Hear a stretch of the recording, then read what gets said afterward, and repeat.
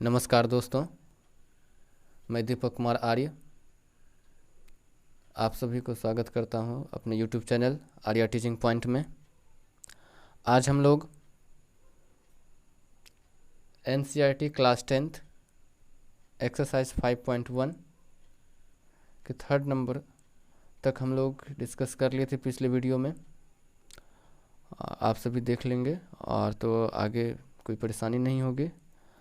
तो हम लोग आज एक्सरसाइज 5.1 के क्वेश्चन नंबर 4 को डिस्कस करेंगे।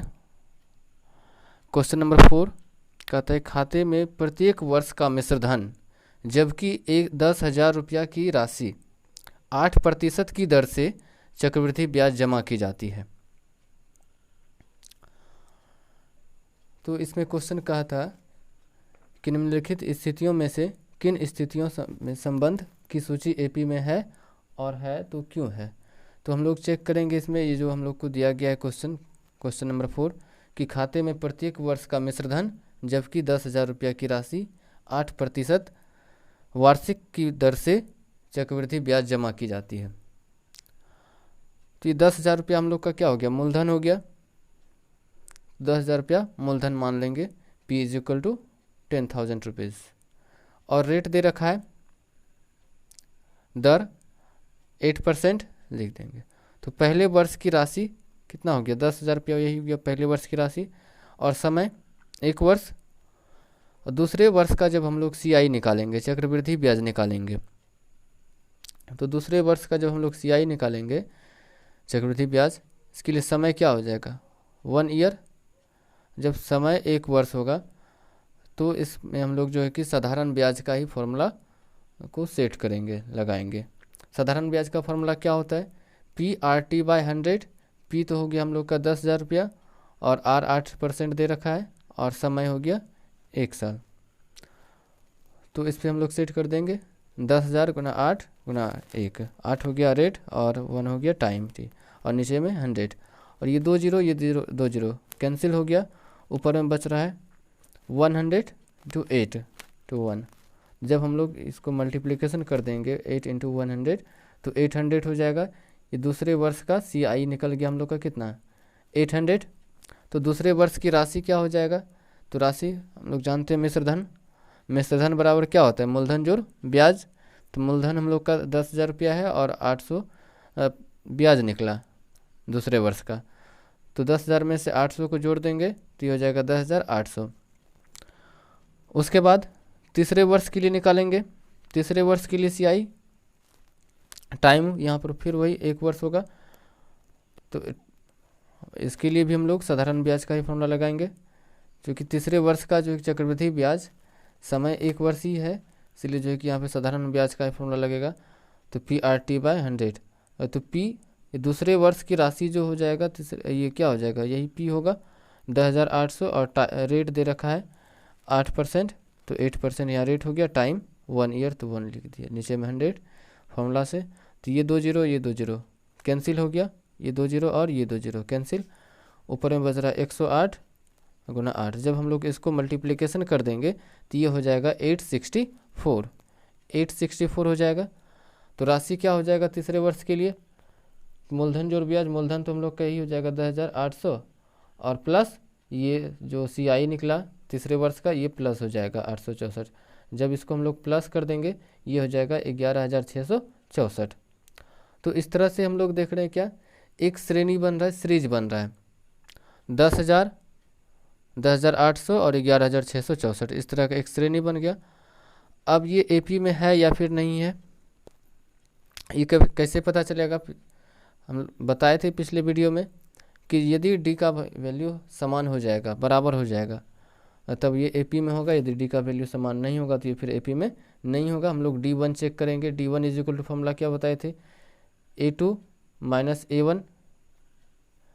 A2 क्या हो जाए 10,800 में से एक 10,000 घट जाएगा, A का वैल्यू क्या हो जाए A1 का 10,000। जब इसको घटाएंगे 10,800 में से 10,000 तो बच जाएगा 800। ये D1 का वैल्यू निकल गया। अब D2 का वैल्यू क्या हो जाएगा, इसके लिए फॉर्मूला बताए थे क्या, A3 माइनस A2। A3 क्या है 11,664, में से घट जाएगा A1 A2 क्या है 10,800, तो 11,664 में से 10,800 घट जाएगा तो ये बच जाएगा 864। तो यहाँ पर हम लोग क्या देख रहे हैं, D1 और D2 का वैल्यू सेम नहीं है, बराबर नहीं है। लिखेंगे चूँकि D1 is equal to note D2, D1 का वैल्यू D2 के बराबर नहीं है, इसीलिए यह श्रेणी AP में नहीं है। क्लियर है दोस्तों यहाँ तक? हम लोग आगे बढ़ते हैं क्वेश्चन नंबर 2 की तरफ। क्वेश्चन नंबर 2 क्या कह रहा है, दी हुई AP के प्रथम 4 पद लिखिए। 4 पद लिखने के लिए कहा है, जबकि प्रथम पद A और सार्वंतर D दिया गया है। तो फर्स्ट नंबर में हम लोग देख रहे हैं 2 का फर्स्ट नंबर A का वैल्यू दे रखा है 10 और D का भी वैल्यू दे रखा है 10। तो ये तो प्रथम पद तो 10 ही होगा।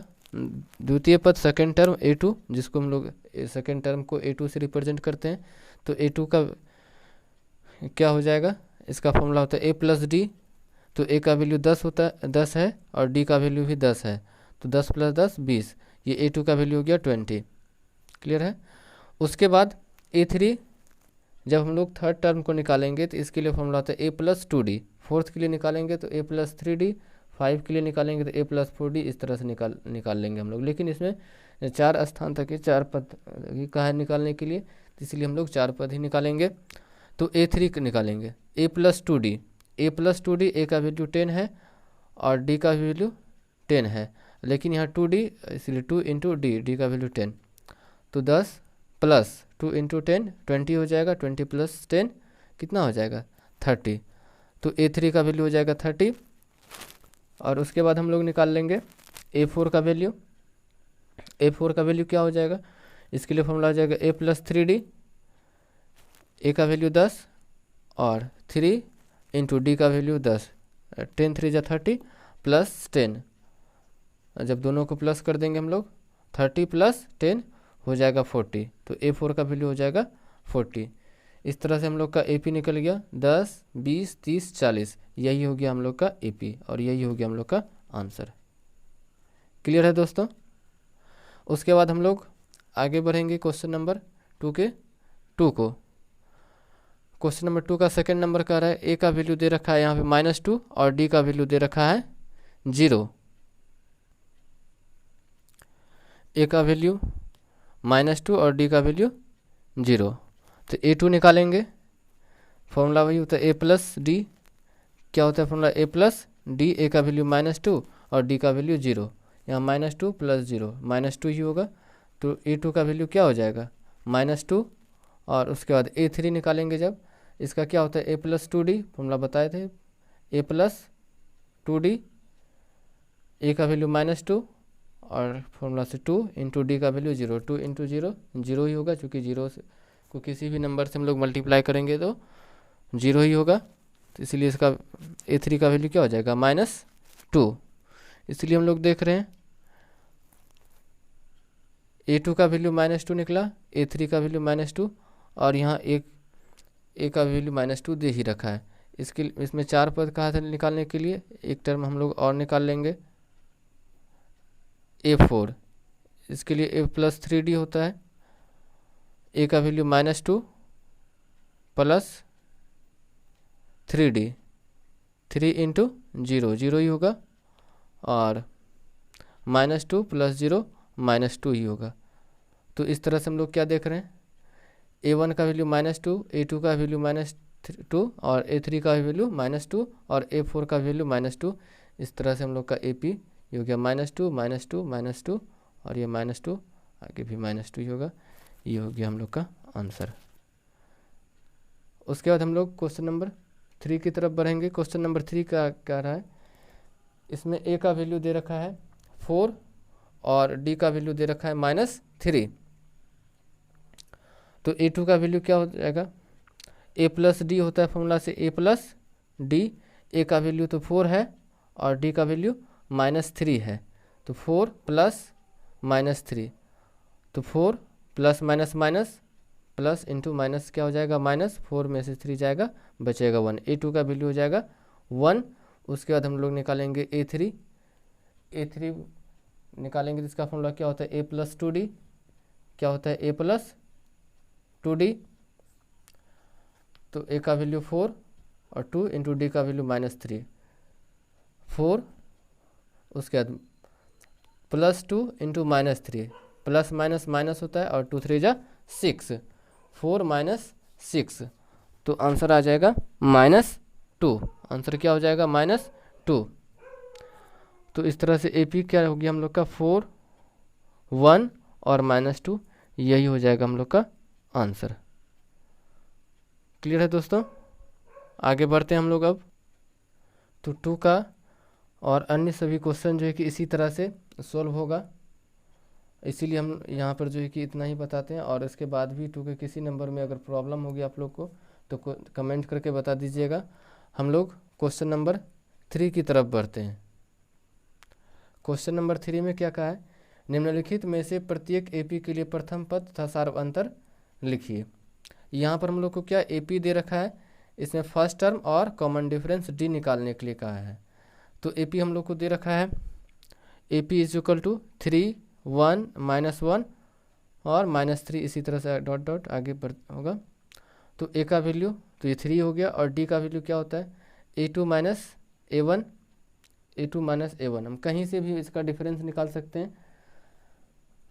तो A2 - A1, A2 क्या है 1 -A1 3, तो ये -2 हो जाएगा, इसीलिए A का वैल्यू क्या हो जाएगा 3 और D का वैल्यू -2। क्लियर है दोस्तों। उसके बाद हम लोग 3 का क्वेश्चन नंबर 2 को देखेंगे।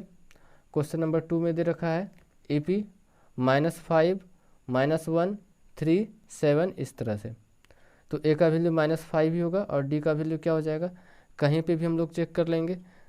तो यहाँ पर हम लोग 7 में से -3 को घटा, 7 - 3 क्या हो जाएगा 4, कहीं भी हम लोग घटाएंगे तो सेम ही होना चाहिए। जैसे यहीं पर देख लीजिए, तो यहाँ -5, -1 और